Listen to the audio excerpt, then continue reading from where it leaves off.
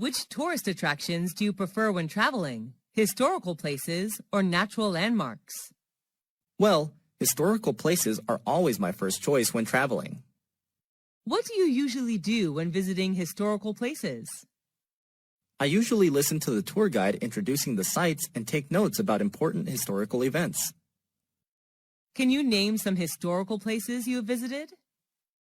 Whenever I travel to a foreign country, I always visit its famous historical places. Some of them are the pyramids in Egypt, Angkor Wat in Cambodia, Stonehenge in England, and the Taj Mahal in India. What's your most favorite historical place? Why? I love the pyramids the most. Taking a tour around the pyramids, I can not only enjoy the gorgeous architecture, but also learn cultural and historical values of the ancient Egyptian culture. What is the most famous historical place in your country? It's definitely the Statue of Liberty in New York City. What's special about it?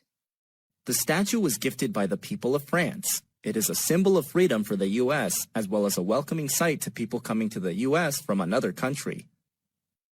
Where is it located? It's located on Liberty Island in New York Harbor, NYC. Should the youth visit historical places instead of other places? Sure. Nowadays, the youth should visit these kind of places more often in order to preserve historical and cultural values of their country.